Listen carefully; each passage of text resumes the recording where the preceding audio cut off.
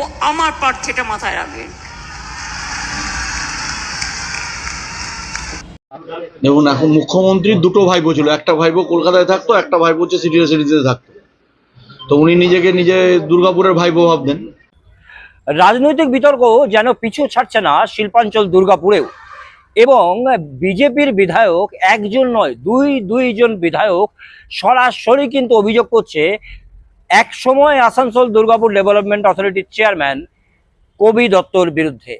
এবং এই কবি দত্ত দুর্গাপুর পশ্চিমে বিজেপি বিধায়ক, আজকে যিনি নির্বাচিত লক্ষণ ঘড়ুই, তার বিরুদ্ধে ভোটে দাঁড়িয়ে হেরেছিলেন। এবং অভিযোগ মানে ভয়ঙ্কর অভিযোগ করছেন।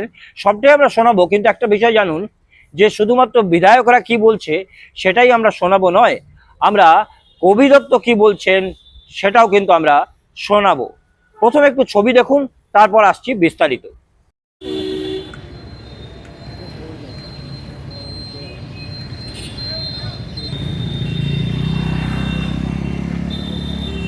নমস্কার, আমি তিনাঞ্জন, TSNM নিউজ আপনাদের স্বাগত। আমাদের বিশেষ অনুষ্ঠান তুমি বলবে আমি শুনবো। এতে আমরা কিছু বলি না, এতে বলে জনগণ, সাধারণ মানুষ, জনপ্রতিনিধি, প্রশাসন আমাদের মাধ্যমে বার্তা পৌঁছায়। শিল্পাঞ্চল দুর্গাপুরে আসানসোল দুর্গাপুর ডেভেলপমেন্ট অথরিটির প্রাক্তন চেয়ারম্যান কবি দত্তর বিরুদ্ধে ভুরি অভিযোগ, এবং বলা হচ্ছে যে তার অবৈধ নির্মাণ রয়েছে, সেই নির্মাণগুলো তিনি নাকি নিজেই ভেঙে দিচ্ছেন এবং সেগুলো অবৈধ নির্মাণ। এবং কোনো মতে কবি দত্ত অবৈধ নির্মাণ করে কোথাও লুকিয়ে থাকতে পারবেন না, পাতালে থাকলেও তাকে টেনে বের করা হবে। একদম ভয়ঙ্কর হুমকি দুর্গাপুরের বিজেপি বিধায়ক চন্দ্রশেখর বাবুর। ঠিক তেমনি কবি দত্ত নাকি না হরিদাস পাল, এমনটাও বক্তব্য দুর্গাপুরের বিধায়ক লক্ষণ ঘড়ুইয়ের।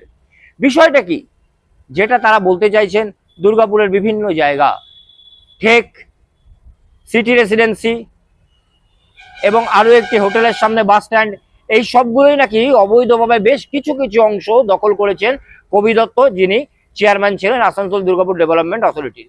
এবং চেয়ারম্যান থেকে যেখানে তার নিয়ম মেনে চলার কথা, সেখানে তিনি বেনিয়ম করেছেন। এটা কিন্তু অভিযোগ, সম্পূর্ণ দুর্গাপুরের দুই বিধায়কের অভিযোগ, এবং কবি দত্তর নাম ধরে তারা বলছেন। প্রথমে শুনুন তাদের অভিযোগ কি এবং ছবি দেখুন, তারপরে কবি দত্তর কথাও আমরা বলবো। দেখুন, এখন মুখ্যমন্ত্রীর দুটো ভাইপো ছিল, একটা ভাইপো কলকাতায় থাকতো, একটা ভাইপো হচ্ছে সিটিতে থাকতো। তো উনি নিজেকে নিজে দুর্গাপুরের ভাইপো ভাবতেন। তো দুর্গাপুরের ভাইপোরা যা অবৈধ কাজ করেছে, সেই ভাইপোদের অবৈধ কাজ চলবে না, এগুলো ভাঙা হবে। আমরা পরিষ্কার বলেছি, চিঠি দিয়েছি, আইনগতভাবে করছি, এমন নয় যে বেআইনি আমরা কিছু করছি। উনি বেআইনি কাজ করেছেন, এডিডিআর চেয়ারম্যানের পদে ছিলেন, বিধায়কের প্রতিদ্বন্দ্বী প্রার্থী ছিলেন। তাহলে সেই লোকের উচিত যে নিয়ম মেনে, ল অ্যাবাউট পিপুল যারা, তারা নিয়ম মেনে কাজ করে। নিয়ম মেনে করেননি, ক্ষমতার অপব্যবহার করেছেন।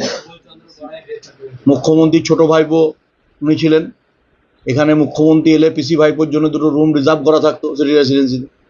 আর উনি ভেবেছিলেন গোটা দুর্গাপুরটার মালিক হয়ে গেছে, পানাগড় থেকে রঘুনাথপুর, এদিকে হচ্ছে দুর্গাপুর থেকে বাঁকুড়া, সমস্ত প্রান্ত থেকে যা অবৈধ কাজ করেছে, মাটির তলায় থাকলেও কবি দত্তকে টেনে বার করা হবে, এর দায়িত্ব আমি নিয়েছি।